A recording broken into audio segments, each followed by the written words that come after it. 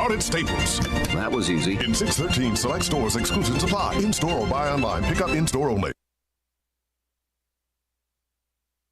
We're News Radio WGNS 100.5, 101.9, 1450. Online and on your phone at wgnsradio.com.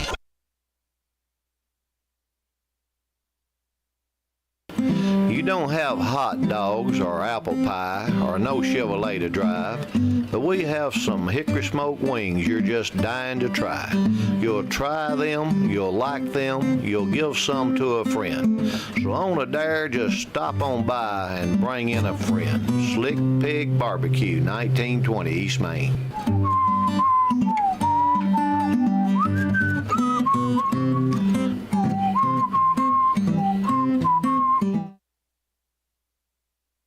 When it comes to your child's health, you want care that's close, convenient, and centered around the needs of your family. At MMC Pediatrics, we're more than just doctors. We're partners in your parenting journey. Here for every growth spurt, for every boo-boo, every fever, and every flu. Our team approach means that your child always sees someone that knows them. We are MMC Pediatrics. We are right beside you. Every step of the way. We're the Good Neighbor Network, FM 101.9 and AM 1450 Murfreesboro, FM 100.5 Smyrna, audio and video streaming at wgnsradio.com. This is the Roundtable. A look at the news, views, politics, and people that are shaping Rutherford County. Good morning, Bill Krause on the WGNS Radio Roundtable Thursday morning edition. Hope you all enjoying the spring and the summer weather. It's a beautiful day out there. Actually, every day is a beautiful day when you wake up and take a breath of fresh air and say it's going to be a wonderful day. We've got a gentleman here who certainly is the epitome of a great elected official. He's been with us before, very articulate, just finished with the legislature closing out its session. Senator Shane Reeves.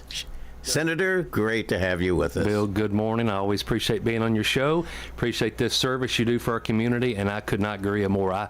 Tennessee is a beautiful place to be, but this time of year when it's not too hot and it's not too cold and everything's just blooming all around us, it's a real blessed time to be here. But couldn't agree more. Unless you sneeze. That's right. It's good pharmacists for that and doctors. Well, you know, I don't know, and we had this before when you were with us some months ago. Love your life history. You're a native Murfreesboro resident. Mm-hmm. 7 generations, did you say? That's exactly right. Reeveses moved to Rutherford County in 1780. Wow. 1780. By matter of fact, the old Reeves cemetery is out Lascassas way, but so I'm a 7th generation Tennessean. My children are 8th generations. Wow. So just to put that in perspective, we became a state June 1st, 1796. Mm-hmm. So the family moved here in 1780. So love this community, whether I'm a senator or not, and long before I even ran for office, just love being here and proud to serve. But your professional world is pharmacy. That's right. And where did you go to school? Yep. I went to MTSU to undergrad. Okay. In what field? Well, I ended up getting a degree in pre-pharmacy and chemistry. Oh, so you knew just what your journey was. Well, and I got into pharmacy because my dad was a pharmacist, Richard Reeves, as well as his uncle and his dad. So our family's been practicing pharmacy since 1900 in Rutherford County. The original pharmacy thread was A.L. Smith Drugstore, mm-hmm. which is right here on the square. Wow. It's where the old Henry's Florist used to be. So mm-hmm. that was my great uncle, and then his son got into it, who got my dad into it, who got me into it. So family's been practicing pharmacy since 1900 here in Rutherford County. And looks like it's going to stop with me, though. You can't pass it down. None of my children want to get into it. I have a son that's in medical device. I've got a daughter who wants to get into education, and another son that's kind of creative. And so it looks like I'm the last pharmacist, at least wow. today. Just in your period of time as a pharmacist, what major changes have you seen in the profession, in the world? I mean, we could probably spend the entire hour talking about that. I'm not sure your listeners care about all that. It's radically changed. I mean, keep in mind, I graduated 1994, 32 years ago. Wow. Everything about the profession has changed. The medications that were being prescribed 30-something years ago have changed and improved, and they're much more expensive. Technology has changed. Diagnosing has changed. One of the big things that impact not just pharmacy, but all the providers is just the influence that payers and health insurance nowadays that they didn't have as much 30-something years ago. 30-something years ago, and definitely when my dad was doing it, 50 years ago, the doctor and the pharmacist and the patient really had this triad of a relationship. But the health insurance plays an enormous role nowadays in what you're being treated, not what you're being treated for, but how you're being treated. How your doctor's getting paid, how your pharmacist gets paid, what medications you take. They control a lot of those things, and that wasn't the case 30-something years ago. There was a lot more autonomy. But all that being said, it's blessed. It's been a blessing for my family. I've really enjoyed serving and doing that, and I can tell you deep down, I know I'm on the show here today because I'm a senator. You're here because you're Shane Reeves. But deep down, I'm a clinician at heart. Okay. I really am. I care about people. I care about patients. And it's really what I enjoy doing. So much of what I've done, even in Nashville, has kind of been down that space of what can we do to take care of folks with chronic, complex, and rare diseases. But I've been a pharmacist, like I said, 32 years, a long time. And you figure the longevity of life and the amount of medical concentration, medical cost to retain people in a quality of life much longer than even 30, 40 years ago. It is an interesting statistic in the whole longevity piece is that Tennessee is currently 45 out of 50 states in life expectancy. So to put that in perspective, you live longer in 44 other states. Wow. There's only 4 states where you actually don't live as long. I think Arkansas is in there, and Mississippi and West Virginia. But we're 45 out of 50 states in life expectancy. So, Tennessee has its healthcare challenges. It really does. Now, is that natural life, or is it impacted by accident? Again, this is a big discussion. Oh, absolutely. But when I talk to groups about that, and I tell people where we are in life expectancy, we're at the very bottom in heart disease, and in cancer, and in stroke, and obesity, and in opiate usage, and in smoking. So immediately everybody goes, well, we have an issue with lifestyle. Everybody likes their fried chicken and their beer and their smoking, yes. But the truth of the matter is, that's only about 30% of our problem in Tennessee. There's other things that impact that, things like access to care. We're a really long, wide state, 450 miles wide, 95 counties, and a big issue is sometimes in these rural communities, people just don't have access to care. Sure. We have it great in the urban area, but you just can't get to it. That's a big issue. There's some environmental issues in some parts of the state, specifically up kind of northeast. And then there's this idea, Bill, which is called the social determinants of health, and that's a fancy way of saying this. You show me a county in our state that's struggling with health, and I can guarantee you they've also got challenges with the education. Yes. They got challenges with jobs and the economy and with infrastructure and with public safety and with housing, and all that fits together. So we can't just fix health in some of those counties. You have to look at it holistically and try to deal with all of it. But all that being said, fit together, we're 45 out of 50 states in life expectancy in Tennessee. So we got work to do. Absolutely. So the legislature finished this couple of days ago. It did, my friend. And how would you rate the just completed legislature from your own perspective? On a personal note, and for people that have not, people don't follow it really closely, which even before I ran for office, I'm not sure I follow real closely the timing. We start every single year the second Tuesday of every month. That is legislatively the second Tuesday of January when the year starts. And we go for about 13 to 14 weeks to right now when we finished it up.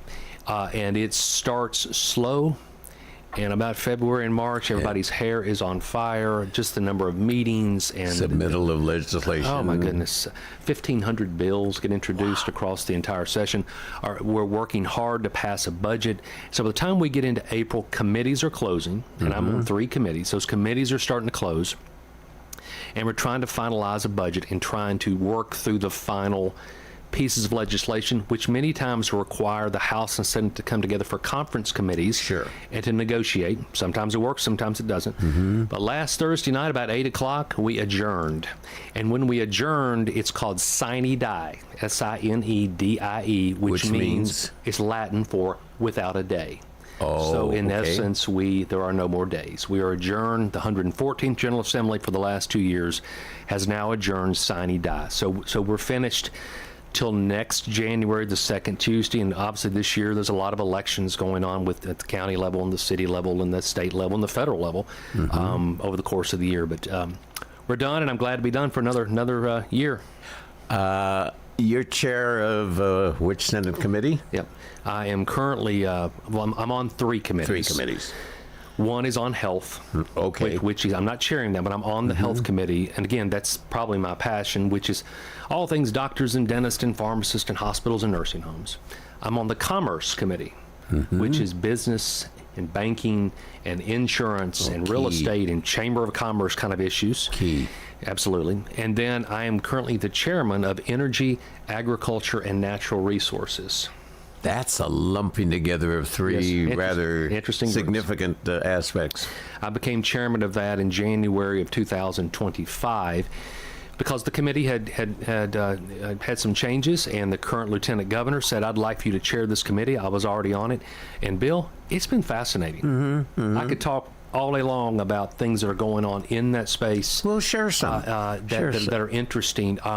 Here's agriculture and timber together are still the #1 industry in the state of Tennessee. Which people do not realize if they're living in Nashville or Knoxville. You don't realize that, but it is still the #1 producing industry in the entire state. Including cattle. It is, that's right. Well, you would put in that agriculture, you'd put all things row crops. Our top 5 row crops, it's interesting when I ask people this, it's corn, beans, soybeans, cotton, and wheat. Okay. Years ago, it used to be tobacco. Tobacco's fallen off. Yes. But those are the 5 top row crops. And then you've got a number of people that really are just in livestock. They do beef, they do pork, they do poultry, which is a big part of it. So all that combined with timber, agriculture is still our largest industry in the state. However, for my friends out there who are farmers that are listening today, it's tough times for people in those row crop space. They lost hundreds of millions of dollars last year. The farming community did statewide in those spaces. It's just gotten to be very challenging for them to be able to keep their farms. So what's happening is farmers are selling their farms, even here in Rutherford County. Family farms are now going into corporate. That's right. Well, I represent. I'm sure your listening audience is bigger than Rutherford County, but Rutherford County is my home. But I also represent Bedford County, which is Shelbyville, which has a lot of agriculture in Bedford County. Cannon County, which is Woodbury, and Moore County, which is Lynchburg. That's my district. But I share all that because there's a lot of ag that goes on in my world. And what I'm finding is that farmers that are getting out of agriculture are doing it for 3 reasons. They're doing it, number one, because their children just don't want to don't want to do it. These farmers are getting older. Kids don't want to do it. It's expensive to get into it, number one. Number two, they're not making money. So regardless of what the kids want to get into it, if you're just not making money, it's a lifestyle choice. You're having to work too hard to get out there and try to do corn and soybeans every day. And the third reason, and this is a big deal in this market, their land. They can make more money selling their land than they can in farming in 50 years. So because of all that I'm rambling on about, we are losing, this is a big number for everybody listening. We are losing 9 acres of farmland every hour. Wow. Okay? Wow. Say that again. Tennessee is losing 9 acres of farmland every single hour. So 24 hours a day. 24 hours a day, 7 days a week, all year long. So because of that, you can only imagine at that pace, and I gave you the reasons why, Tennessee's going to look very different in 20 years down the road. And, if you look at our state seal today, you will see commerce and agriculture is on our state seal because it's so much of what built the state. But agriculture is going to be at a different place. How does that measure with let's say, the last 20 years? Has this trend been going for a period of time? I don't know how far back I can go. I know it's been that case for at least the last 5 to 7 years, and it's picking up a good bit because it's specifically in Middle Tennessee. And everybody knows that's who lives here. I mean, it's so expensive to live. The housing and the land is becoming so expensive here. So it's really picked up in the last few years. But on the flip side, the farmers who are doing beef cattle are having record highs. Oh, really? Record highs. They're having good seasons right now. So from a chairman perspective again, but you asked me about things that are going on, I'm really try to work with the farming community, with Farm Bureau, with the cattlemen's group, different groups, to try to do what I can legislatively to continue to be supportive of them. Everything from vaccinations to their cattle, to working with them on fertilizer for their crops, whatever that might look like, to provide them with. There's certain agriculture enhancement funds they can get from the state of Tennessee that'll be supported. All that being said, I told you the committee is energy, agriculture, and natural resources. So agriculture is only a slice of my committee. Correct. Energy, on the other side, is absolutely taking off in Tennessee, specifically all things nuclear. Also on my committee under natural resources are all things environment. So it's all things water, it's land, our landfill here in Rutherford County. That is a little issue. All things solid waste falls under my committee. Our beautiful state parks. We're building 3 more of those. They all fall under my committee. All things hunting, boating, fishing fall under my committee. So it's a really, in aggregate, there's a lot going on in that committee. And, as I told you, I'm a pharmacist, so I have thoroughly enjoyed learning new things over the last few years, because I just don't believe I ever would have taken the time to dig into some of these things like I have. But when you're chairman of a committee, you better know what you're doing. So I've really had to learn some of those things. Comment here, and this is certainly a lot broader subject.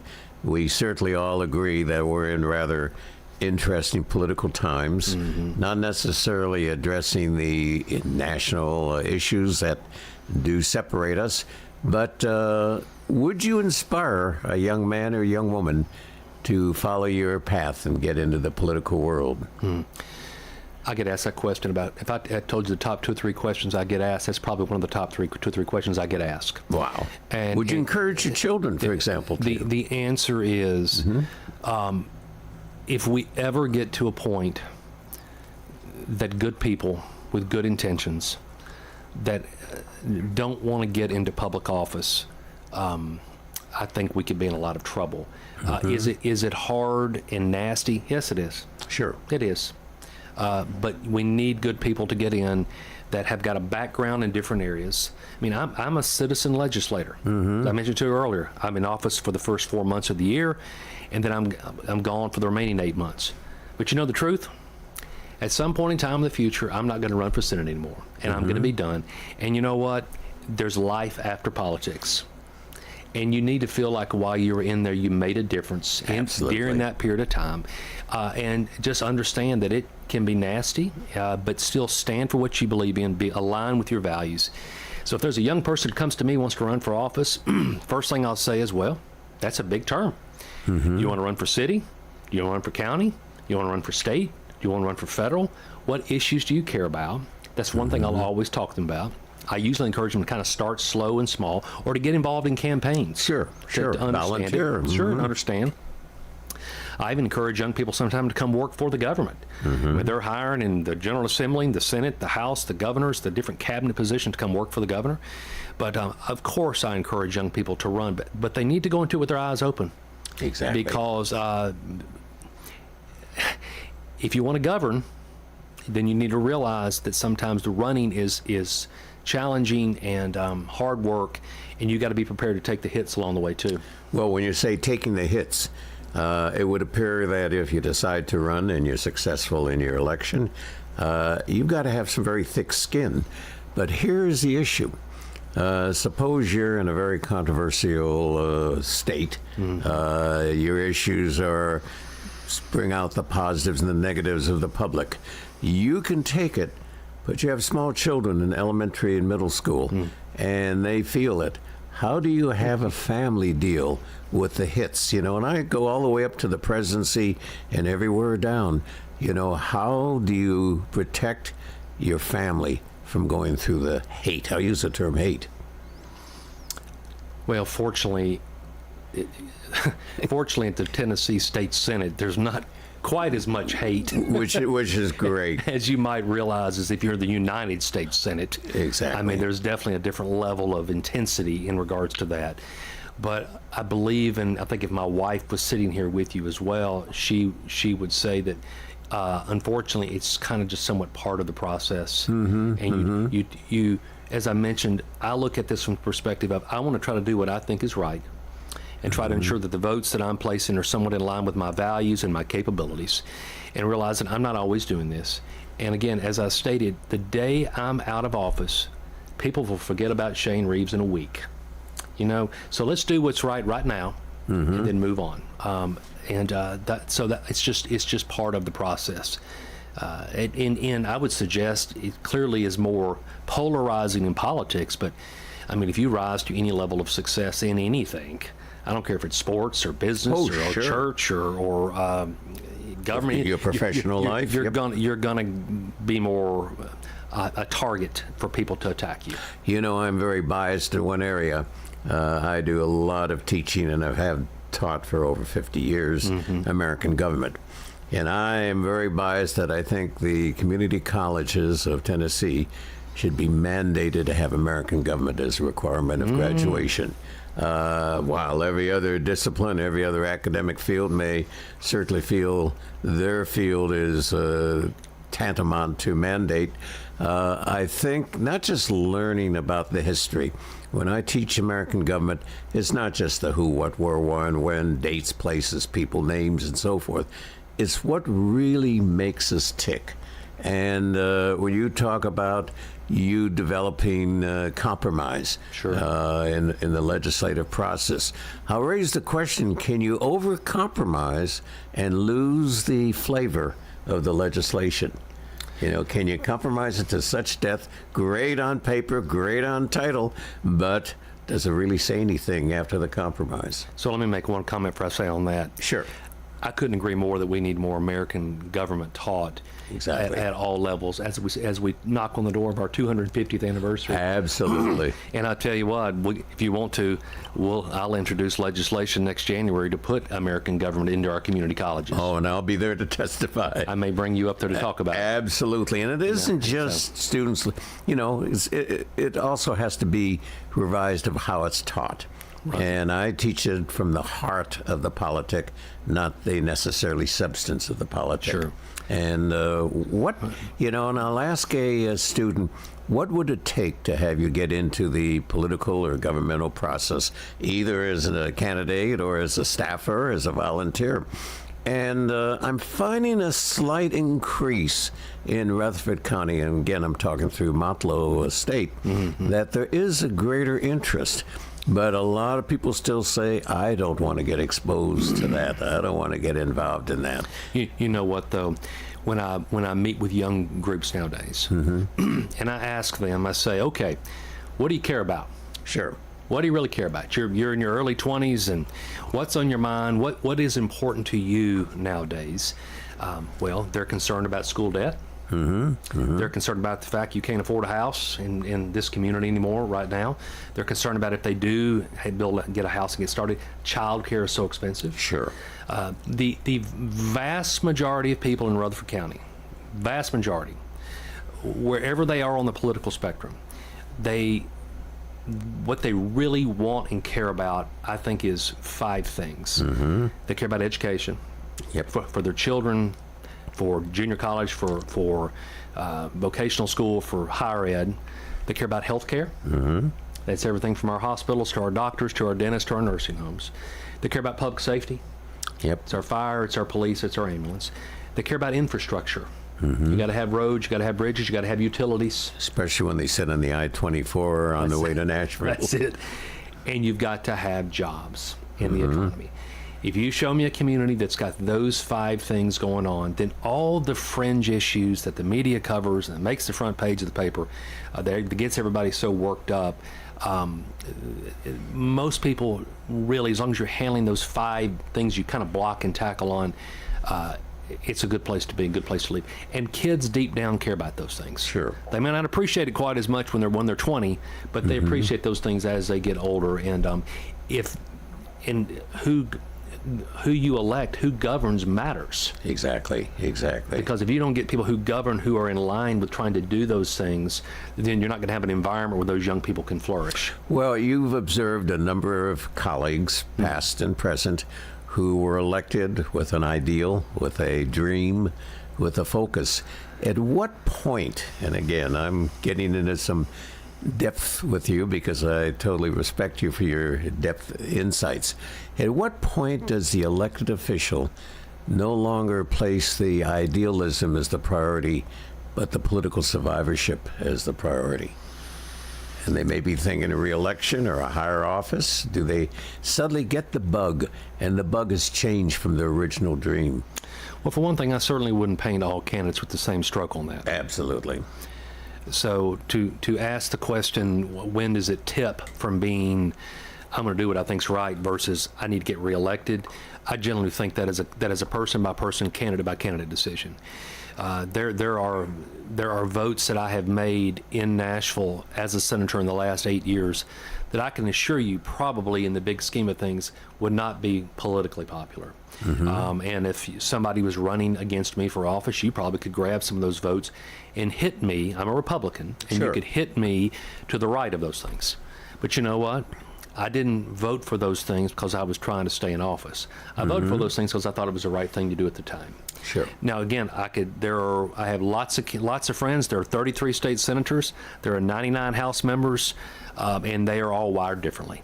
And I can promise you, there are people that I know in Nashville that every single vote runs through the filter of how's this going to affect my reelect. And if that's what you do, then that's who you are.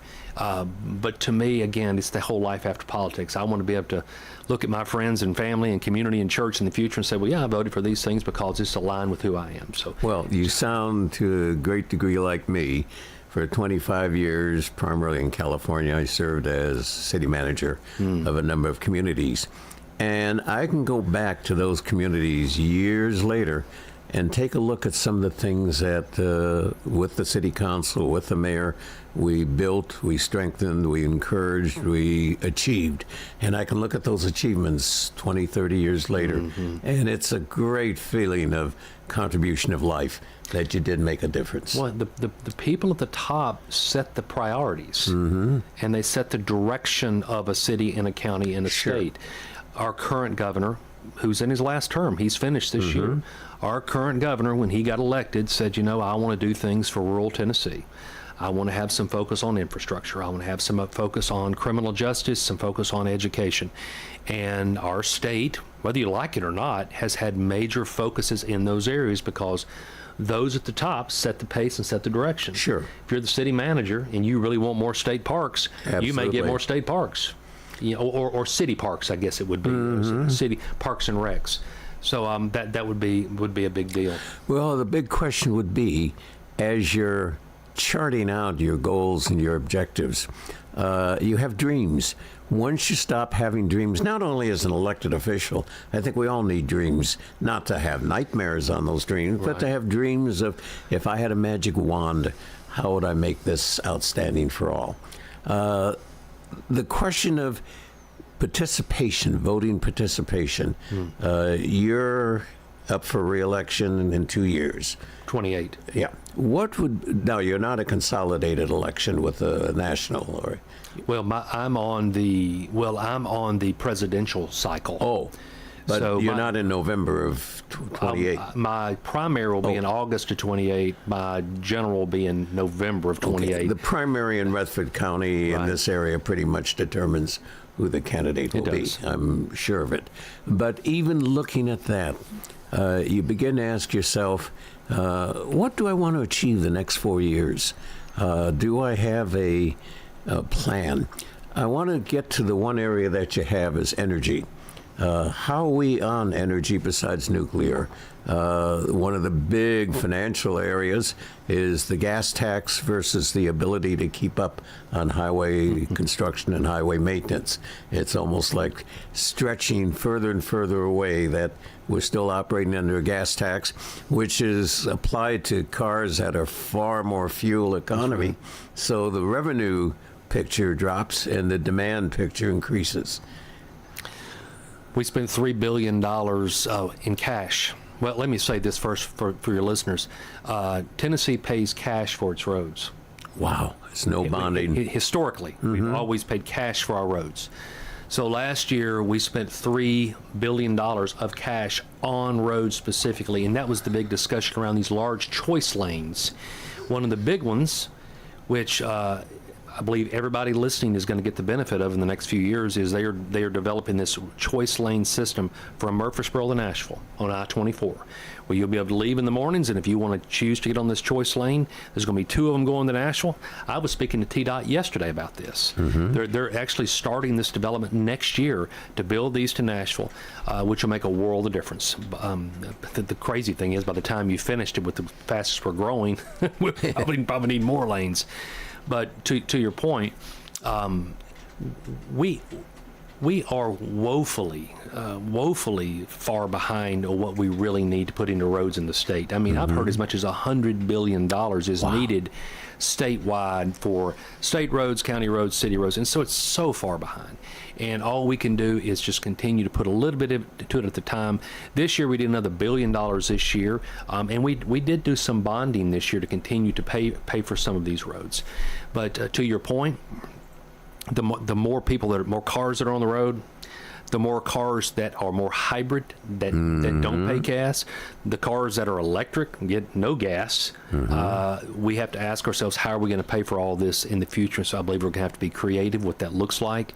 Fortunately, one beautiful thing about the gas tax is, especially since the proximity of Tennessee with 8 states surrounding us, lots of people are driving through us. So we have a lot of people paying for our roads that are just tourists, that are coming from Kentucky to the beach, or they're coming from Ohio down to Alabama. So we're getting a lot of it paid that way. But I do think we'll have to look at funding sources in the future to address that.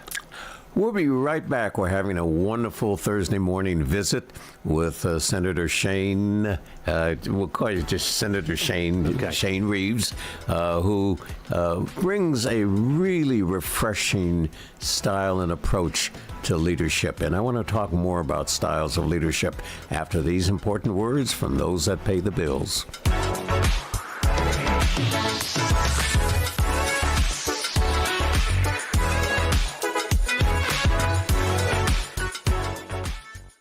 When it comes to your child's health, You want care that's close, convenient, and centered around the needs of your family.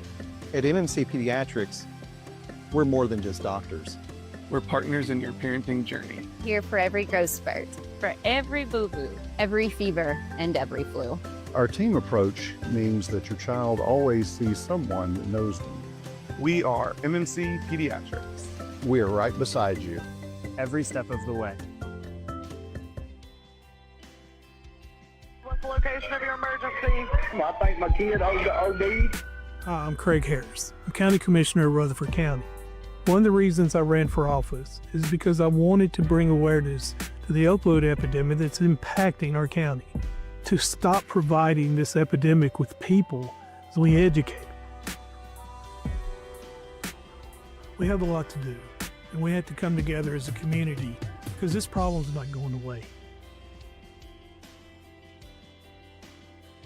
What if opening a checking account came with a perk? At South Central Bank, our popular Green Tree checking account now comes with more added value. That's right, things like cell phone protection, telehealth, roadside assistance, fuel savings, and enhanced identity theft support are all part of Green Tree checking. No hassle, no stress, just perks for doing something you were going to do anyway. Stop by any South Central Bank branch or visit us online at southcentralbank.com. Banking with rewards. South Central Bank, member FDIC, equal housing lender. Rise and shine. It's early voting time. I'm Melissa Harrell. As your circuit court clerk, I'm focused on one thing, making our legal system work better for you. I've modernized technology, protected your records, and ensured your tax dollars are used wisely. But to keep the progress going, I need your help. Early voting now through April 30th, Election Day, May the 5th. I'm Melissa Harrell, and I'm asking for your vote. Paid for by friends to elect Melissa Harrell, Doug Bodery, Treasurer. This is Good Neighbor Events with Bart Walker. Brought to you by AmeriCare Pest Control and the law offices of John Day. This is a paid legal ad. At the law offices of John Day, we take only real cases that make a real difference. Dear John, I want you to know that I appreciate everything you have done so much. I know you went over and beyond, and that's why I just think the world of you. Thank you, Robert K. My pleasure, Robert. If you're ever injured, know that we are here for you, too. Call the law offices of John Day for a free consultation. And remember, there's no fee unless we win your case. Seriously injured? Call me, John Day. Now, Good Neighbor Events. Here's Bart Walker. There's a free grief support group every Wednesday morning at 10 at the St. Clair Senior Center here in Murfreesboro. It's free. The St. Clair Senior Center is at 325 St. Clair Street, and that's Wednesday mornings at 10. Leadership Rutherford is taking sign-ups for their class of 2026-27. If you're interested in becoming a stronger part of this community, you need to take Leadership Rutherford. It's offered through the Rutherford County Chamber of Commerce. For information, get with Stephanie Brackman at the Chamber of Commerce. But don't wait around. Your entry must be in by 4:30 Friday, May 22nd. The Parkinson Support Group meets on the first and third Friday of each month, 10 o'clock in the morning, at the St. Clair Senior Center. That's the Parkinson Support Group. The Smyrna Police and Fire Youth Academy will be June the 1st through the 5th. This is for ages 8 to 13. For more information about the Smyrna Police and Fire Youth Academy, get in touch with the town of Smyrna. That's June 1st through the 5th. Those are WGNS Good Neighbor Events. Rutherford weather. Mainly sunny skies today with daytime highs approaching 68. Lows dip down to about 46. Tonight, cloudy skies expected. I'm meteorologist Jennifer Wojcicki on News Radio WGNS. Currently, it's 56 degrees. WGNS is powered by Middle Tennessee Electric. Since 1936, MTE has provided the reliable service and peace of mind we count on. Manage your account anytime at MTE.com or through the MyMTE app. This is the Roundtable from News Radio WGNS on FM 101.9 and AM 1450 Murfreesboro, FM 100.5 Smyrna. Listen and watch at wgnsradio.com. Bill Krause, second segment of the WGNS Radio Roundtable on a beautiful Thursday morning. And we are having a delightful morning visit with Senator Shane Reeves. I think I asked you this before. You've been in the Senate how long? Got elected in 2018, March of 2018. Okay. It was a special election. The former senator was Senator Jim Tracy, who was in the seat, and he stepped aside in the fall of 17, and I ran in a special election and got elected in March of 2018. So it's been 8 years ago now. It's been quite the journey. As I mentioned earlier, we're only there January to April. So sure. When I got elected in March of 18, I was only there a month, and then we were out for the year. Wow. And then I came back in 19 and said, okay, I need to figure out how to be a senator. And then after spending a year doing that, well, guess what happened in 2020? Yes. COVID. Yes. So then I had a couple of years as a senator being COVID. So I think I really started hitting my stride in 2022 up to where I am nowadays to really get a sense of what it means to be a senator and how to have an impact for your community. And as I tell my colleagues up there real often, as long as you vote your district and you vote your conscience, you'll be fine. Exactly. But what happens and how do you match this together? And this is a decision that every elected official, local, state, county, national level has to face. You have a particular consciousness and a feeling to a particular subject and item, but it's not really reflective of the majority of your constituency. How do you balance between what you feel is best and what your constituency feels is best? How do you balance that? It's a great question, and the first thing I would say is this. I can't say this for every senator, but I can say this for me. If you live in my district, I am your senator, and I meet with anybody and everybody who wants to come see me. This last session, I had hundreds of meetings from across my district in a variety of different areas, and a number of them were people that just, I feel confident we were completely opposed on issues. Sure. And I listened to them, and I was kind to them, and they said, Senator Reeves, can we count on you for this vote? And I would say, well, probably not. But I appreciate you coming to see me today. I feel it's my responsibility to have an open door and to be kind and to listen. That being said, I can't change my values. Exactly. And I can't change my institutional background, things I believe, because of who's sitting in front of me. I need to be consistent. I need to be consistent with who I am, the things that have helped my faith and my family, and the things that I believe in moving forward. And again, I keep coming back to, Bill, it's that life after politics. I just don't want to look back and feel like I compromised on things that were important to me. Well, it can best be tied to the next chapter after politic and what's the ultimate conclusion. And it's part of our journey, part of our book of life, we develop the conclusions and the ultimate ending. And can we look back and say, I'm very proud of what I did? I think so too, and I feel I'm not quite to this point yet. You think more about legacy. Oh, absolutely. You do, and so many times our legacy, I'm starting to believe, is it's not completely defined by our finest moments. Sometimes your legacy is defined by your final moments. Sure, exactly. So what you've done in your last 5 years or last 10 years might be remembered more than what you did in your first 10 years. I feel very confident when they're talking about Bill Cross, they're going to talk about this radio show.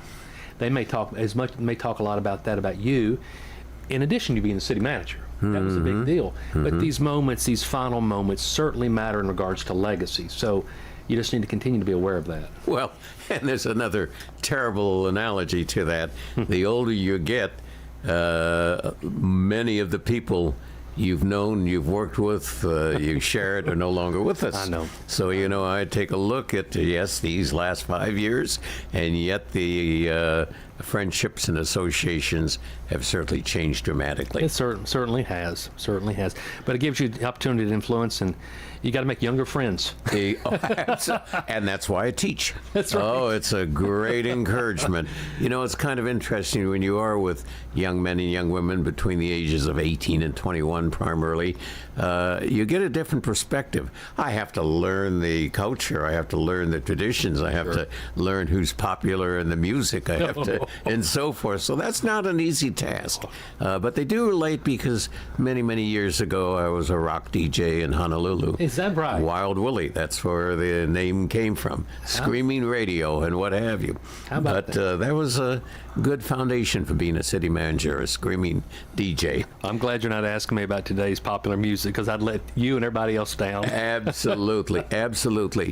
Let's talk about education. Let's talk about energy. Let's talk about the criteria and how it has been successful in bringing in major employers over the last 20 years into the state that provide good jobs, provide great opportunities, and provide a great foundation. What the state does in its many different ventures, how it makes us more competitive and aggressive in the global economic world. Sure.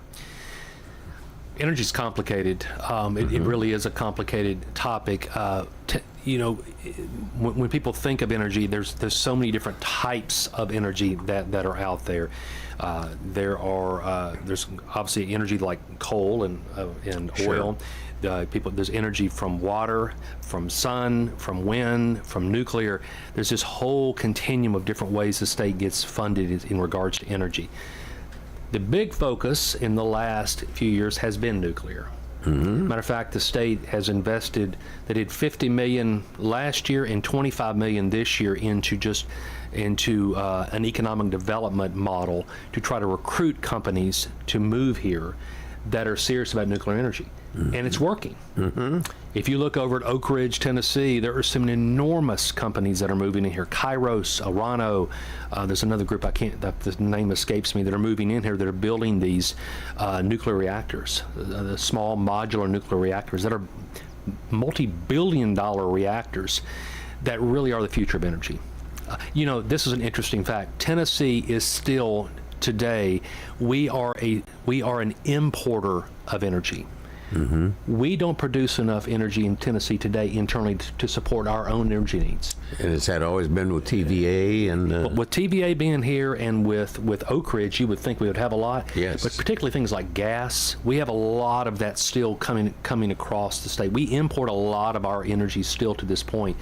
And do you know what requires an enormous amount of energy? All of these data centers. And quantum computing and artificial intelligence and that's being built around the state. So because of that, again, you've got to find ways to have massive sources of energy like nuclear to support that moving forward. I believe if you and I were doing this show 5 years from today, let's plan on it. We'll set a date. I'll be here. Be here.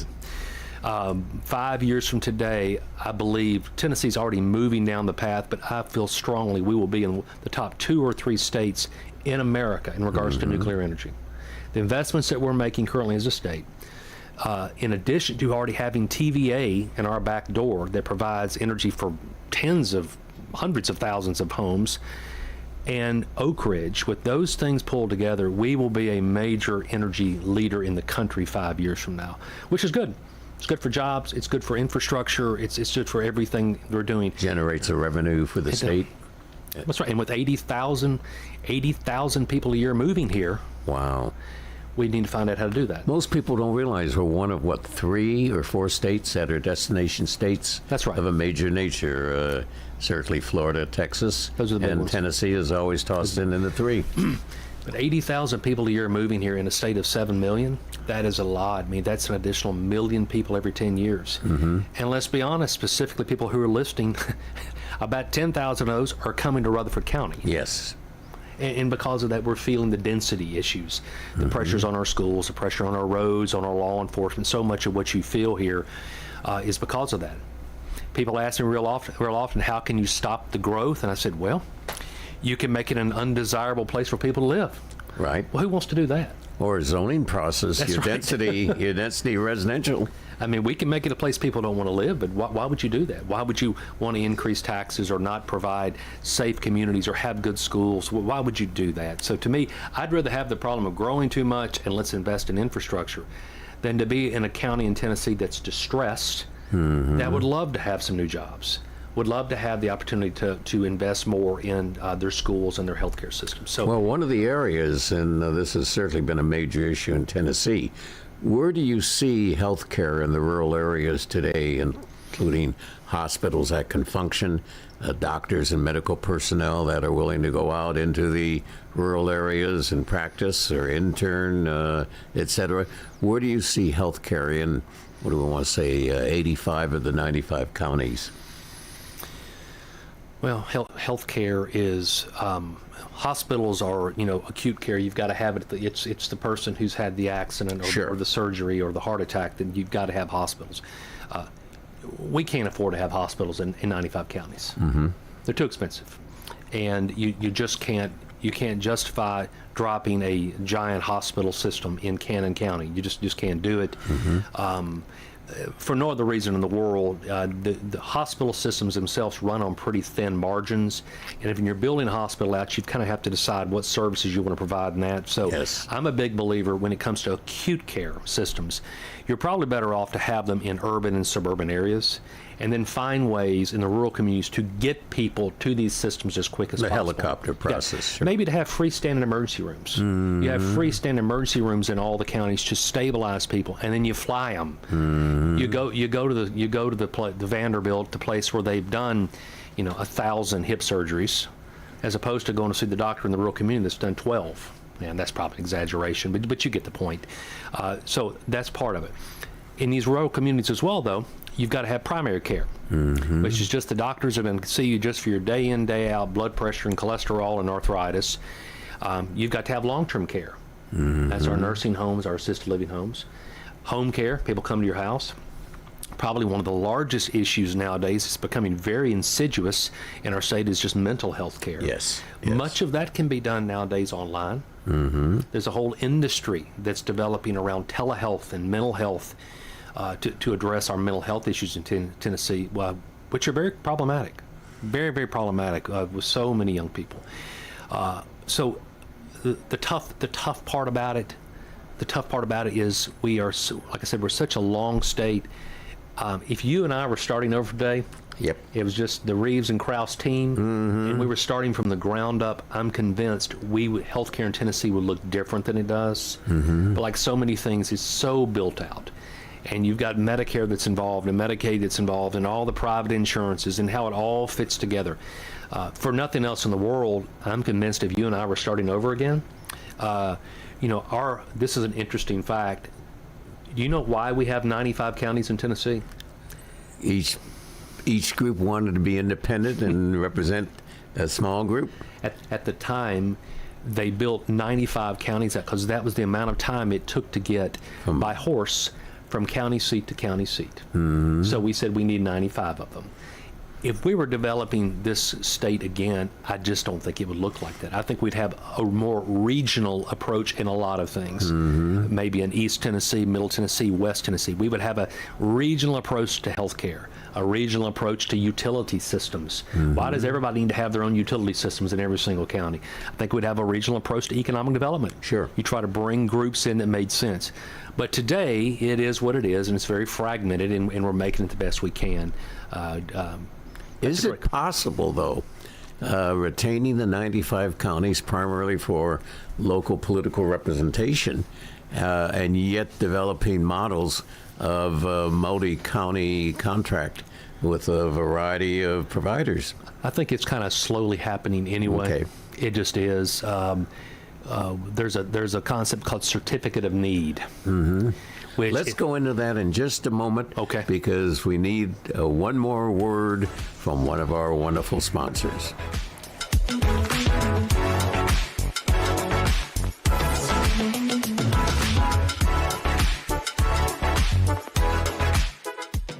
When it comes to your child's health, You want care that's close, convenient, and centered around the needs of your family.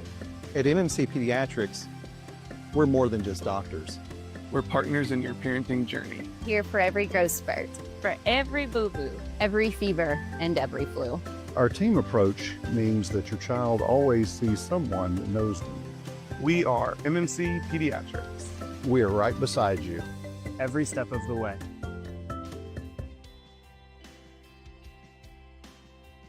What's the location of your emergency? I think my kid OD'd.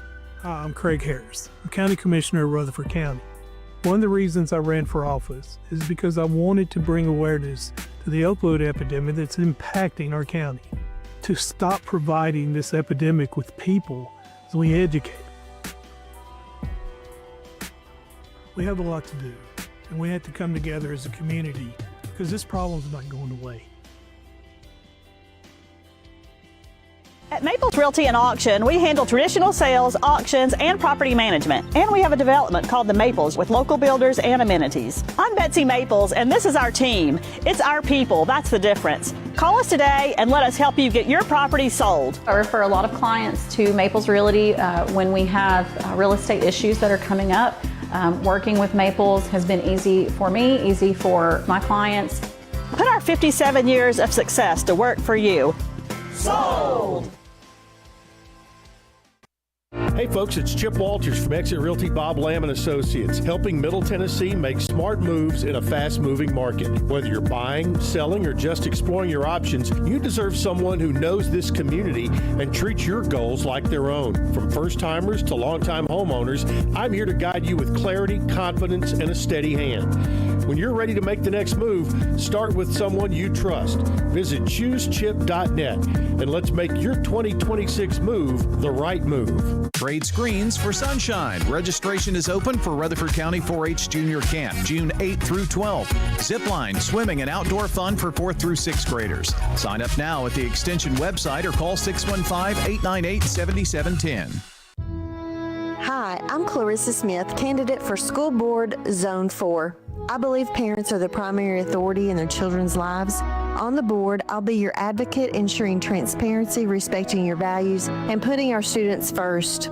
Let's work together to make our schools the best they can be. I'm Clarissa Smith, humbly asking you for your vote for School Board Zone 4. Paid for by Friends of Clarissa Smith, School Board Zone 4. Clarissa Smith, Treasurer. This is Pastor Nikki Ajapong, lead pastor of Holy Hill Chapel in Murfreesboro. Here are sermons on WGNS every Sunday night at 7:30. Extending the love of God. Reviving the community at Holy Hill Chapel, TN.org. This is the Roundtable from News Radio WGNS on FM 101.9 and AM 1450 Murfreesboro, FM 100.5 Smyrna. Listen and watch at wgnsradio.com. Bill Krell's third and final inning of the Thursday morning edition of WGNS Radio Roundtable. And we have had a wonderful, wonderful visit with Senator Shane Reeves. You were just beginning to talk about certificate of need. So for those out there that aren't familiar with the concept of certificate of need, it is a tool that many states have in place that basically says this: you can't just go build a hospital anywhere in the state you want. You can't go build a nursing home anywhere in the state you want. You can't go open a home care agency anywhere in the state you want. Currently, you have to run through a committee in Nashville called the Healthcare Facilities Commission, which really determines, is there genuinely a need? And you may say, well, if we're a free market, build them wherever you want to build them. Sure. The argument on the other side of that is many of these hospital systems have gone in and made significant infrastructure in investments.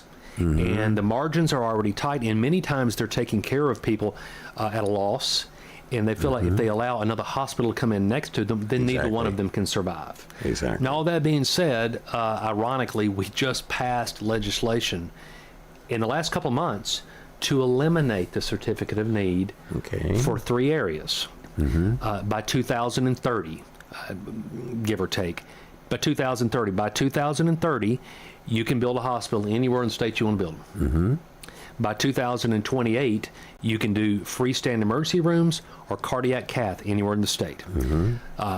Again, that's a big deal in regard to those your listeners out there that just say, healthcare is a free market, let's go build them.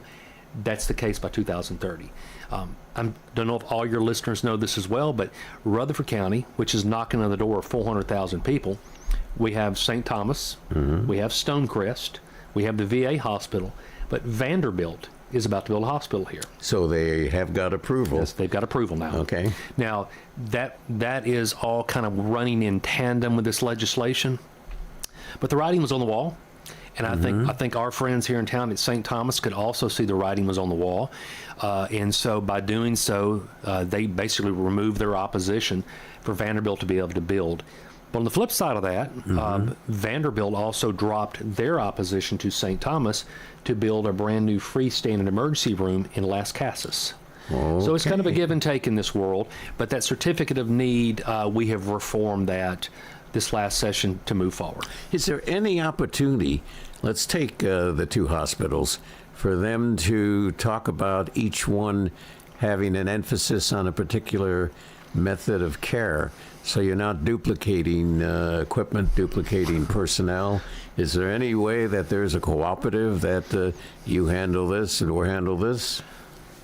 Or is that perhaps in extremely detailed areas? If you're looking at something like organ transplantation, yes, or a burn unit, or a NICU for really sick children, there may be some level of collaboration.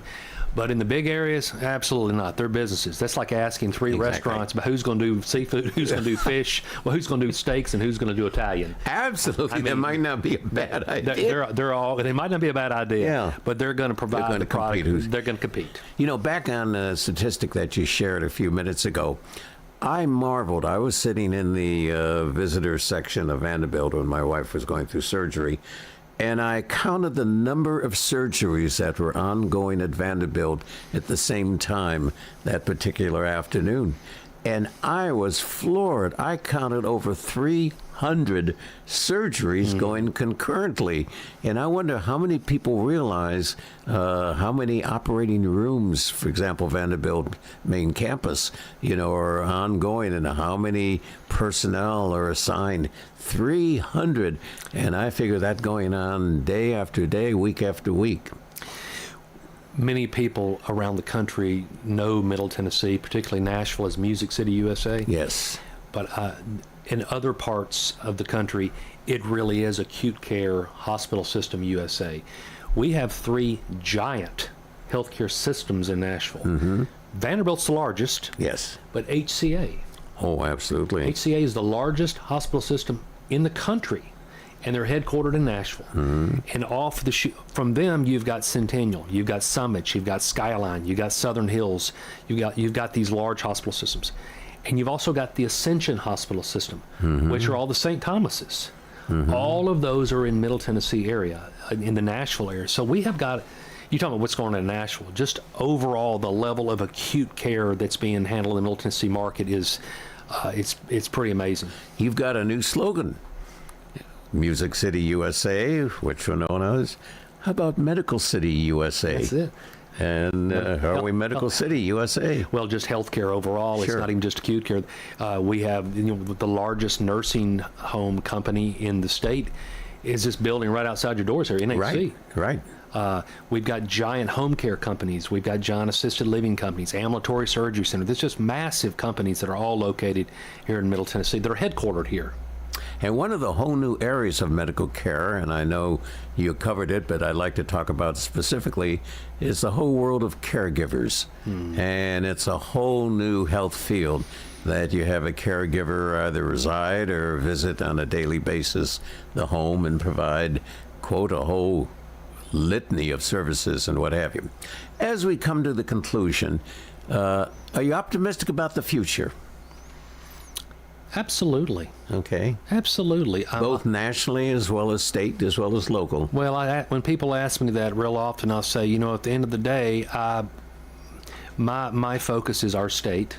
Sure. I don't have a whole lot of influence over what our president's doing, whether you like it or not. I don't. But I do have a lot of influence in Tennessee, and I'm very, very optimistic about our state. Yes. And who we are. Tennessee is a great state, and this isn't purely a political line, but it is so many good people. The people are good here. Just good people that help our state be great.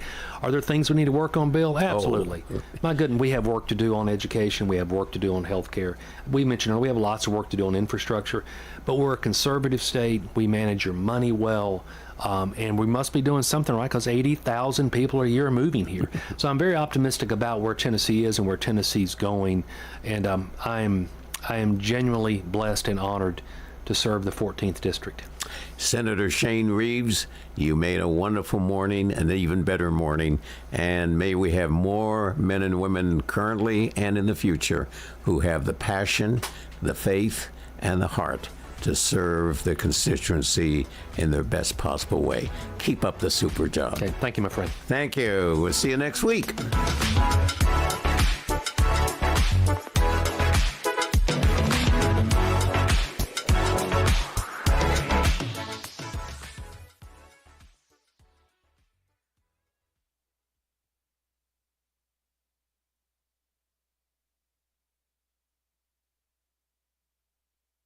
WGNS, Murfreesboro, Smyrna. Premier 6 Theater on Broad in Jackson Heights. Let's all go to the movies. Check out what's showing at Murphy's